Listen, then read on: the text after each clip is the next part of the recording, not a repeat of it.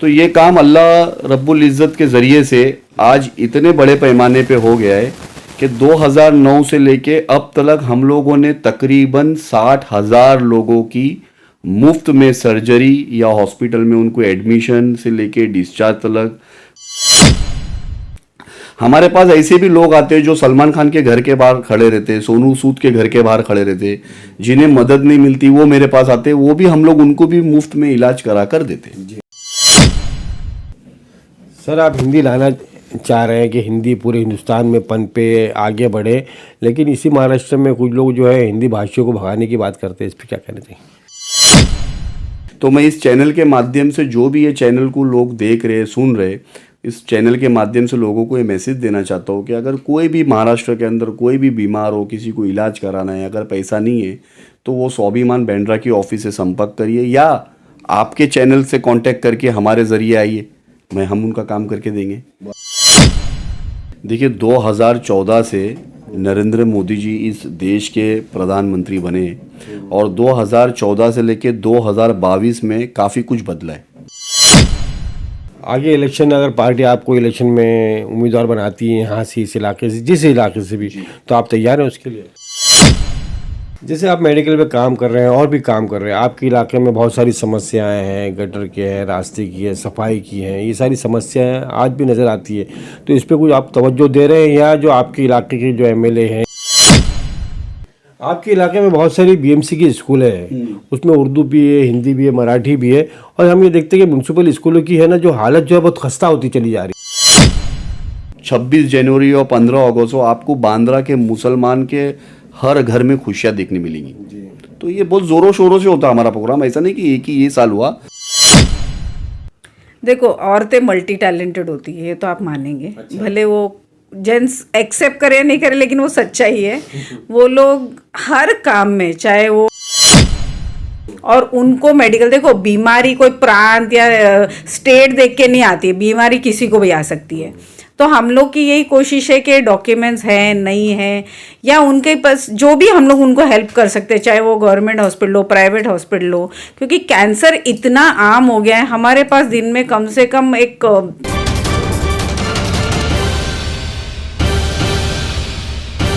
दोस्तों, आमना सामना मीडिया में आपका स्वागत है, खैर मकदम है।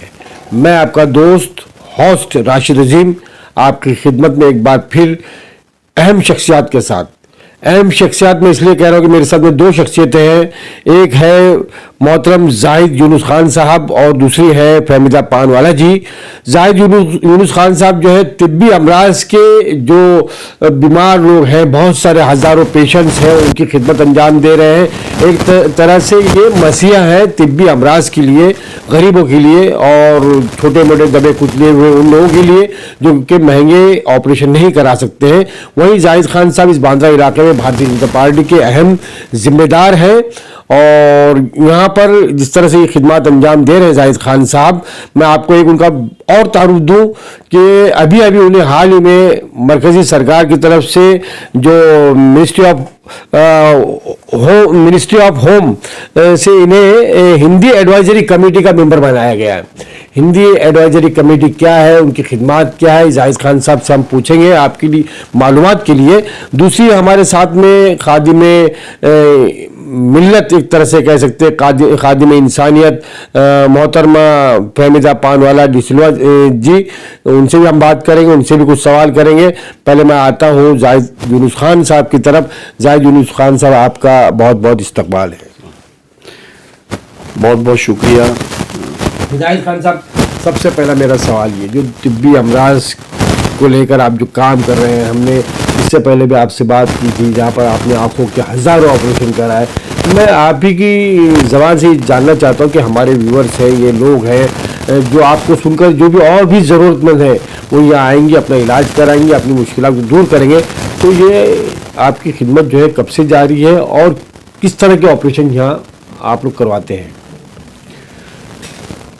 2009 से हम लोगों ने ये काम की शुरुआत की थी जी, और उस वक्त तो बहुत छोटे पैमाने पे काम करते थे जी। एक दिल में तड़प थी कि भाई गटर, टॉयलेट, ये काम वो काम सारे लोग करते, मगर अगर कोई फैमिली बीमार होती है या किसी घर में किसी शख्स को कोई बीमारी हो जाती है तो उसके पैसे दवा के हॉस्पिटल के खर्च करने में पूरा का पूरा घर तबाह हो जाता है। तो इस चीज़ को मद्देनज़र रखते हुए मैं और मेरी टीम, जैसे फहमीदा पानवाला मैडम और सारे मेरी टीम के लोगों ने, हम लोगों ने 2009 से ये काम शुरू किया और बहुत छोटे पैमाने पे किया। हम कभी महीने में एक पेशेंट को फ्री में इलाज कराते थे या 15 दिन में एक पेशेंट को करते।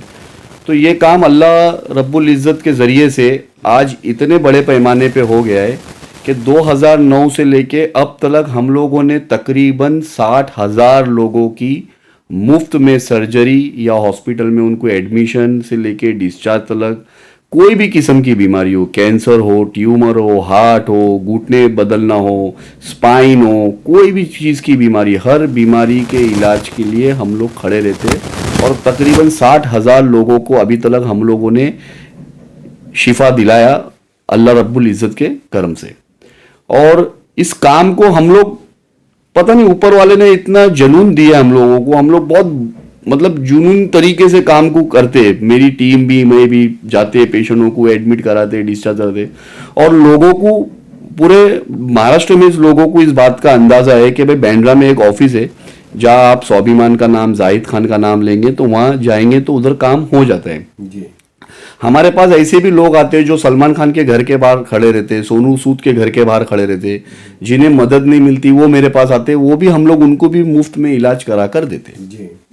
जाहिद खान साहब, ये जो इलाज जो हो रहे हैं तो इसका क्राइटेरिया क्या, महाराष्ट्र है, मुंबई है या और हमारे मुल्क से और भी इलाकों से लोग आते हैं, ये बताएंगे आप? देखिए, पहला तो इसका क्राइटेरिया ये है कि महाराष्ट्र का होना चाहिए, लेकिन महाराष्ट्र के अलावा दूसरे स्टेट के भी कभी कभी लोग आते हैं। अब ऑफिस पे आते तो मना तो नहीं कर सकते, लेकिन उसका भी हम लोग रास्ता निकालते।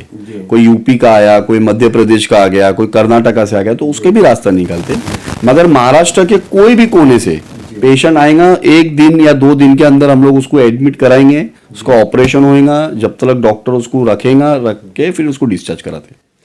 माशाल्लाह, इतना बड़ा काम आप लोग कर रहे हैं, जो कि ताज्जुब की बात है कि इतना बड़ा काम होने के बाद में आप लोगों ने कभी नुमाइश नहीं इसकी, हम ये नहीं की, हमने ये देखते 60,000 ऑपरेशन बहुत बड़ी बात है, एक मायने रखते हैं ये। अब मैं ये आपसे जानना चाहता हूँ कि जो आपका स्टाफ हमने देखा, बहुत ही मुनज़्ज़म तरीके से माशाल्लाह काम हो रहा है, पूरा स्टाफ जो काम कर रहा है, तो ये स्टाफ के लोग आमतौर से जहन में आता है कि भाई ये स्टाफ का इतना बड़ा खर्चा उठाना कैसे, किस तरह से होता है, क्या इसके रास्ते निकालते हैं आप लोग?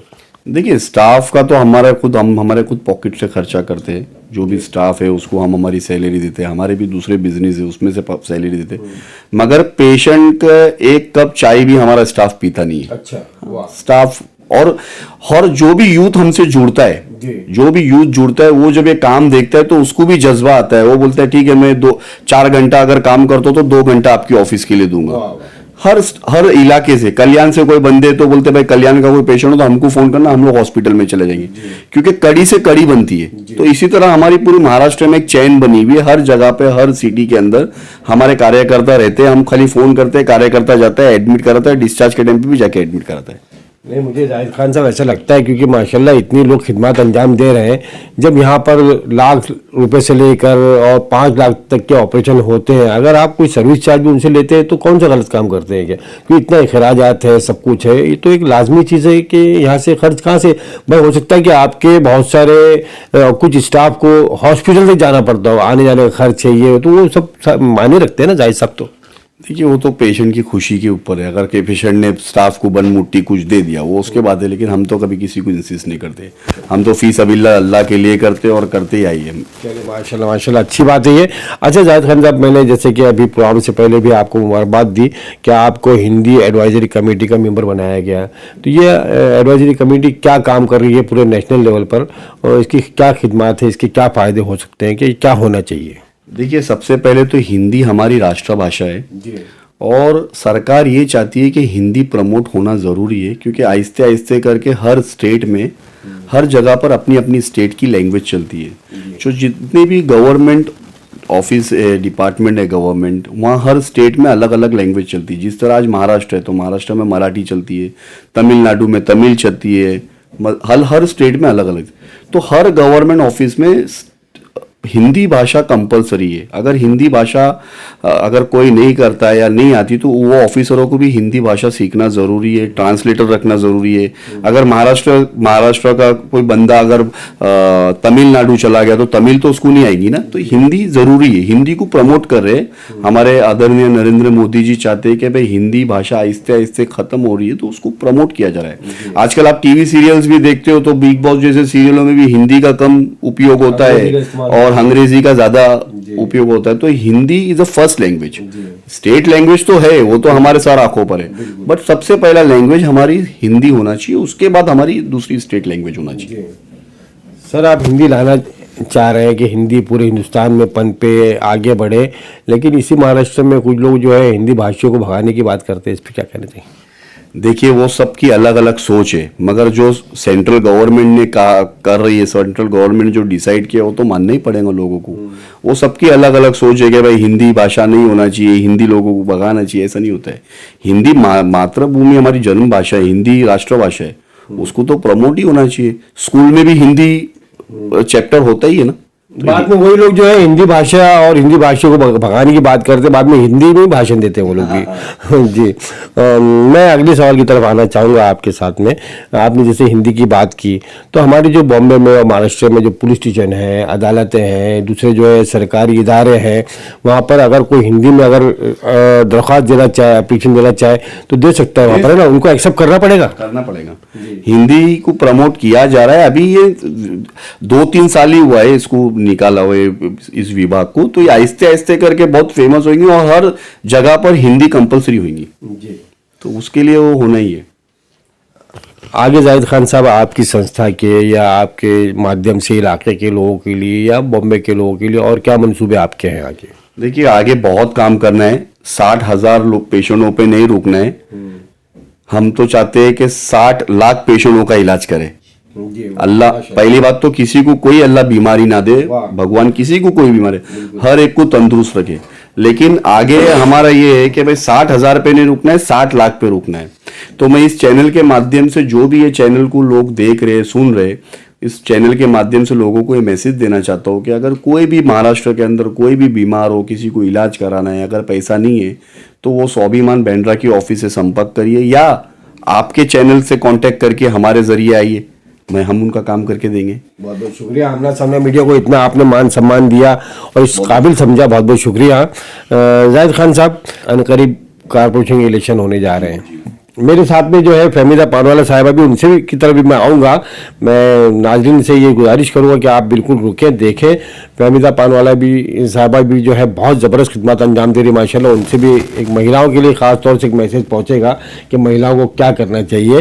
जाहिद खान साहब, मेरा ये है कि अनकरीब जो है कारपोरेशन के इलेक्शन शायद जल्दी ऐलान हो जाएंगे उसके। अभी माननीय प्रधानमंत्री की भारत ये अपना बांद्रा कुर्ला कॉम्प्लेक्स पे रैली हुई थी, बहुत बड़ी रैली हुई थी, उसमें कई हज़ार करोड़ के प्रोजेक्ट का उन्होंने ऐलान भी किया जो कि शुरू करने जा रहे हैं वो लोग या बहुत से शुरू हो चुके हैं। तो क्या ये सिर्फ बयानात, ये भाषण जो है मोदी जी का, हम ये समझे कि कागजी है या सिर्फ भाषणबाजी है, या इस पर वाकई कुछ अमल होगा?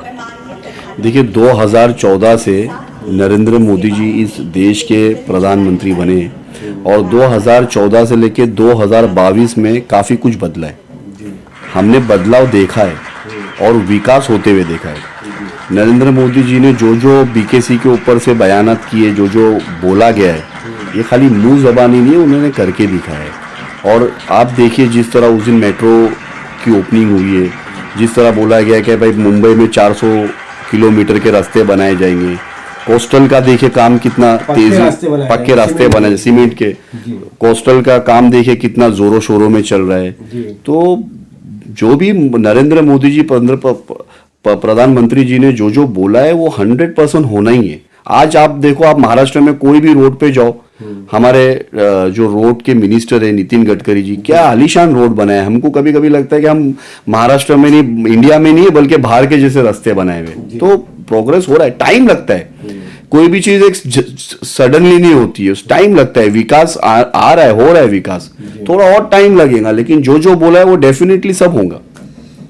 आगे इलेक्शन, अगर पार्टी आपको इलेक्शन में उम्मीदवार बनाती है यहाँ से, इस इलाके से, जिस इलाके से भी, तो आप तैयार हैं उसके लिए? जरूर तैयार है। पार्टी का हुक्म सर आंखों पर और हमारे लीडर श्री नारायण राणे जी, आशीष शेलार जी, नितेश राणे जी, अगर इन लोगों का हुक्म रहा तो इंशाल्लाह लड़ेंगे टिकट और अल्लाह इज्जत देगा इंशाल्लाह। काम किए हम लोग और बांद्रा के लोग जो है ये इनको पता है कि भाई ये जो लोग है काम करने वाले लोग हैं, उनको काम से मतलब आज सबको विकास चाहिए। लोग चाहते हैं कि काम हो भाई, पार्टी कोई नहीं देख रहा है, काम देख रहे लोग, काम के दम पर लड़ेंगे। जैसे आप मेडिकल में काम कर रहे हैं और भी काम कर रहे हैं, आपके इलाके में बहुत सारी समस्याएं हैं, गटर की है, रास्ते की है, सफाई की है, ये सारी समस्याएं आज भी नज़र आती है, तो इस पे कुछ आप तवज्जो दे रहे हैं या जो आपके इलाके के जो एमएलए हैं आशीष शेलार जी यहाँ पर हैं जैसे कि, तो क्या कभी आप इनके सामने आपने बात रखी है लोगों की कि भाई ये काम, ये समस्याएं लोगों की है, ये होनी चाहिए? देखिए हमारे इलाके में जो जो काम होता है तो हमारे आमदार जो आशीष शेलार जी है उनके फंड से गरीबों के स्लम्स में टॉयलेट बन रही है, रोड के काम हो रहे हैं, सफाई का काम हो रहा है, तवज्जो तो देंगे हम, क्योंकि हमारे खुद के एमएलए फंड है हमारे एमएलए के पास। और हमारे एमएलए जो काम कर रहे हैं बांद्रा के अंदर, वो तो जो 15 साल पहले यहाँ के एमएलए थे उन्होंने भी उतना काम नहीं किया जितना माननीय आशीष शेलार जी ने काम किया है। तो हम तो तवज्जो दे रहे, और आने वाला मुंबई महानगर पालिका इलेक्शन नजदीक है तो हमको तो तवज्जो देना ही है। और आमदार साहब तो पहले से काम करते आ रहे। आज आप बांद्रा में किधर भी जो आपको हर गली में आमदार साहब के फोटो दिखेंगे कि ये आमदार साहब के फंड से काम हो रहा है। तो वो तो हमारा फर्ज है, क्योंकि लोग अगर जनाब आशीष शेलार जी के कांटेक्ट नहीं कर सकते तो वो मेरे पास आते हैं, फिर मैं शेलार साहब को बोलकर गटर का काम है, टॉयलेट का काम है, वो काम करा के दे रहे हम जी। आपके इलाके में बहुत सारी बीएमसी की स्कूल है, उसमें उर्दू भी है, हिंदी भी है, मराठी भी है, और हम ये देखते हैं कि म्यूनसिपल स्कूलों की है ना जो हालत जो है बहुत खस्ता होती चली जा रही है। वहाँ पर बच्चों के लिए कोई यानी टॉयलेट का सिस्टम है या पानी का है, ये समस्या है। तो हम चाहते हैं कि आप उनका दौरा करें और दौरा करके उनके बाद में उनकी समस्या को समझें और अपने जो बड़े जो लोग हैं उन तक बात ये रखें, क्योंकि बहुत बड़ी समस्या है। देखिए बीएमसी की जो स्कूल्स है वो बीएमसी के अंडर आती है जी। और बीएमसी में अब फिलहाल एडमिनिस्ट्रेशन के हाथ में आया, लेकिन इससे पहले शिवसेना के हाथ में था। तो अब ये जो मुंबई महानगर पालिका इलेक्शन होगा और भारतीय जनता पार्टी का अगर मेयर आता है हमारा तो 100% बीएमसी की स्कूल की, उर्दू स्कूल की सारी सुविधा मिलेंगी, उनकी टॉयलेट की हो, उनके फर्नीचर्स की है, ये हम लोग करके दिखाएंगे। क्योंकि इससे 100% करके दिखाएंगे, क्योंकि उर्दू स्कूल्स की बीएमसी की, चाहे उर्दू हो चाहे मराठी हो, कोई भी बीएमसी की स्कूल हो, उनकी बहुत खस्ता हालत है। तो ये उर्दू स्कूलों के लिए या जो भी स्कूल है, तो ये आपका वादा है कि दावा है? नहीं, मेरा वादा है और दावा भी है, दोनों है। मैं दोनों चीज बोल रहा हूँ आपको कि भाई ये वादा है कि मुंबई महानगर पालिका के अंदर जिस दिन बीजेपी के मेयर बैठ गए उस दिन उर्दू स्कूलों का हालत अच्छी होना शुरू हो जाएगी, कल्याण हो जाएगा। जाहिद खान साहब, आखिरी सवाल, 26 जनवरी को आपने जो मुल्क का जो जमहूरी निज़ाम है, जिस दिन दस्तूर बना, उसका एक बहुत बड़ा प्रोग्राम आपने किया, तो उस पर आप क्या कहना चाहेंगे? लोगों ने कितना उत्साह से मनाया है इसको, और आपकी पूरी टीम ने, हमने देखा, बहुत ज़बरदस्त तरीके से। देखिए बांद्रा इलाके के जो मुस्लिम्स हैं ना, ये जिस तरह ईद का इंतज़ार करते हैं, रमज़ान ईद का, उसी तरह 26 जनवरी और 15 अगस्त का इंतज़ार करते हैं। ये इसलिए करते, ये बताते कि इस देश में हमारा बराबर का हक है और हम इस देश की आज़ादी को या रिपब्लिक डे को ईद की जश्न के साथ मनाएंगे और बड़े बड़े उत्सव के साथ। 26 जनवरी और 15 अगस्त को आपको बांद्रा के मुसलमान के हर घर में खुशियां देखने मिलेंगी। तो ये बहुत जोरों शोरों से होता है हमारा प्रोग्राम, ऐसा नहीं कि एक ही ये साल हुआ, हर साल आपको बढ़ बढ़कर हिस्सा मिलेगा। लोग आते, मदरसों से बच्चे आते, हमारी हर मस्जिद के इमाम साहब आते, देश के तिरंगे को लहराते, देश के तिरंगे को सलाम करते, राष्ट्रगीत पढ़ते, तो बहुत सारी चीजें होती है। बहुत बहुत बधाई आपको। मैं अब आता हूँ फहमीदा पानवाला साहिबा से। फहमीदा पानवाला साहिबा जो है जाहिद खान साहब की एकदम बिल्कुल दस्ते रास्त है, ये समझिए कि बिल्कुल बाजू है, और टीम भी है जो मेडिकल में लगातार काम कर रही है। फहमीदा साहिबा, आपका आमना सामने मीडिया में इस्तकबाल है। जी शुक्रिया। फहमीदा साहिबा, ये बताइए कि आप किस तरह से साथ देती हैं, किस तरह के पेशेंट आते हैं, और महिलाएं कितना आकर आपसे रुजू होती हैं, कि महिलाओं की समस्या बहुत होती है, तो आप लोग किस तरह से इसको हैंडल करते हैं?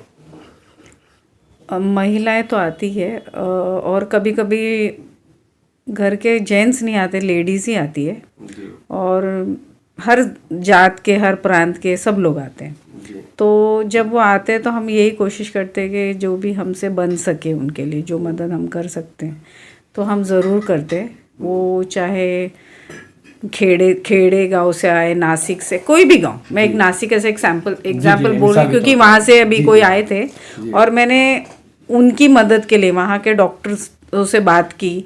कम से कम वो पूरा प्रोसीजर करने में 1 घंटा गया। लेकिन मैं चाहती थी कि उनको फिर से यहाँ आने का धक्का ना हो, तो ऐसा कोशिश मैंने की कि एक ही बार में मैं उनका जो प्रॉब्लम है अगर फ़ोन पे या जो भी करके हमें कर सकते हैं हम लोग, तो हम लोगों ने वो किया जी। तो ये सारी चीज़ें जी।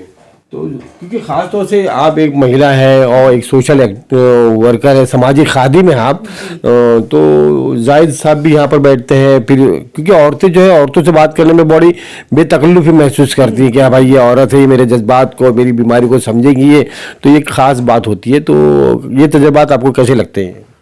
देखो, औरतें मल्टी टैलेंटेड होती है, ये तो आप मानेंगे। भले वो जेंट्स एक्सेप्ट करे नहीं करे, लेकिन वो सच्चाई है। वो लोग हर काम में, चाहे वो घर का काम हो, बच्चों को संभालना हो, नौकरी करनी हो, पैसा कमाना हो या खाना पकाना हो, आके पढ़ाई भी लेनी हो, सब कुछ कर सकते हैं। तो मैं तो एकदम उनसे एकदम मतलब बहुत क्लोजनेस रखती हूँ और जब भी मैं औरतों को देखती हूँ वो इतनी तकलीफ में कुछ आ रहे, कुछ हेल्प मांग रहे, तो हम लोग यही कोशिश करते हैं कि पूरा सपोर्ट उनको दो। जी। आपके और आगे क्या प्लानिंग है, क्या होना चाहिए, कहाँ पर आप सरकार से भी कुछ आप वो रखती हैं, उम्मीद रखती होंगी सरकार से या बीएमसी से कि सरकार को क्या करना चाहिए इस मेडिकल फील्ड के लिए कि जहाँ पर आम लोगों को या गरीबों को और आसानियाँ हो? सरकार ने काफ़ी कोई स्कीम्स रखे हुए हैं, प्लस अभी जो है पूरे ऑल ओवर इंडिया के लिए जो इन लोगों ने सारा प्लान किया, जैसे 1 राशन कार्ड 1 नेशन, या जैसे अभी जो दिक्कतें आती है, जैसे कई लोग बाहर से आते हैं महाराष्ट्र के और उनको मेडिकल, देखो बीमारी कोई प्रांत या स्टेट देख के नहीं आती है, बीमारी किसी को भी आ सकती है।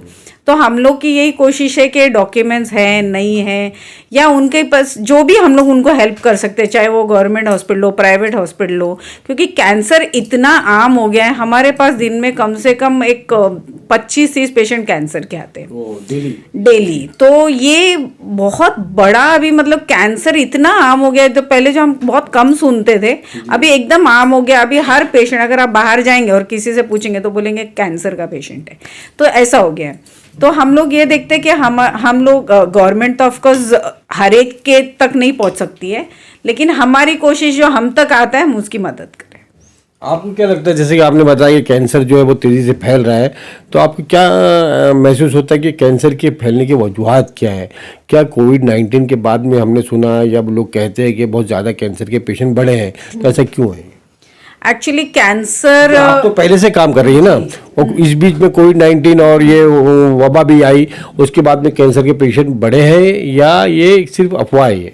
नहीं, कैंसर कोविड से कोई रिलेशन नहीं है। कैंसर का फैलने का मैक्सिमम रीज़न मुझे ये लगता है जो प्लास्टिक यूज़ हो रहा है ज़्यादा से ज़्यादा, जैसे माइक्रोवेव जो यूज़ हो रहा है, ये सारी चीज़ें कहीं ना कहीं लोगों के खाने में जा रही है। जैसे प्लास्टिक को अगर माइक्रोवेव में गर्म करो तो उससे कोई कुछ फ्यूम्स या जो भी निकलता है, लावा जो भी उससे निकलता है, वो कहीं ना कहीं लोगों को अफेक्ट कर रहा है डेफिनेटली। जब से माइक्रोवेव आया, जो एडवांस टेक्नोलॉजी आई है, प्लास्टिक्स में से जब खाना लोग खाने लगे, जैसे मुझे याद है पहले दूध भी कांच के बोतल में आता था और अभी प्लास्टिक की थैली में आता है। तो कहीं ना कहीं प्लास्टिक के यूज से कैंसर फैल रहा है, ये मैं सोचती हूँ।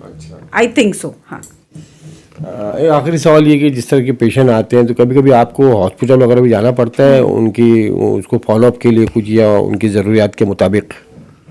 हॉस्पिटल में तो डेफिनेटली जाना पड़ता है, क्योंकि अगर हॉस्पिटल में वो डायरेक्ट जाते तो उनको कोई एंटरटेन नहीं करता है। इतना सारे डॉक्यूमेंट्स मंगाते, इतना सारा उनको चक्कर खिलाते कि वो लोग थक के छोड़ देते। तो हम लोग की टीम है जो ऑफकोर्स जाके उनकी हेल्प करती है और उनको एडमिशन तक हम लोग मदद देते हैं। ये सारे काम करके आपको क्या महसूस होता है, क्या क्या मतलब फील होता है?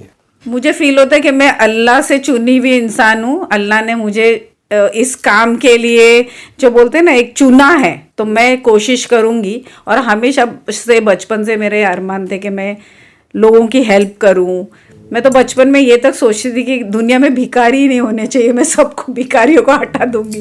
तो कहीं ना कहीं वो जहन में था और अल्लाह ने मेरा वो अरमान पूरा किया कि काम करने का और खिदमत करने का मौका मिल रहा है आप लोगों को। मैं आप दोनों का, फहमीदा साहब आपका भी और जाहिद यूनुस खान साहब आपका ही बहुत बहुत शुक्रिया अदा करता हूँ कि आप लोगों ने अपना कीमती वक्त दिया, और आप सभी नाजरीन का ही बहुत बहुत शुक्रिया। जय हिंद, धन्यवाद। कैमरा पर्सन शाहिन पटेल के साथ आपका दोस्त राशिद अजीम अब आपसे इजाज़त चाहता है।